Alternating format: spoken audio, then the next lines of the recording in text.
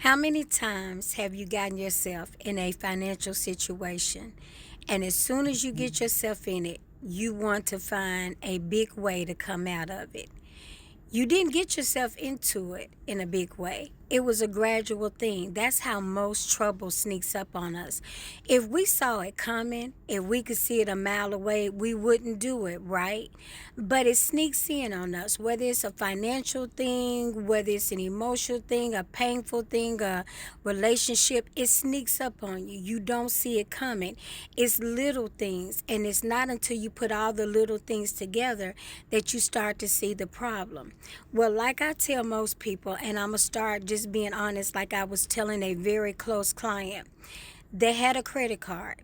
And every time they got any lump sum of money, they would pay the credit card off. And I would always say, don't do it. Put half of the money in a savings and leave it there. Put the other half in your business account and let it draw interest, and continue on your budget and pay the credit card down. That was my financial advice to them. And I'll tell you why. Because I knew that every time my client misused or would spend their cash, it would leave them strapped to go back and do what? Use the credit card. See, that's why I say that financial advice has to be an individual thing. For somebody else, I may have said it, but I guarantee you I would have only given them that advice if I knew that they would pay the card off one time and that they would not max it out each and every time. When you know yourself, you have to be true to yourself. That's one of the hardest things about managing money. We try to manage it according to what people say and ignoring who we know that we are. If you know that you're not good with money, and by that you mean you are tempted and you want to spend, that's okay. That's why you work.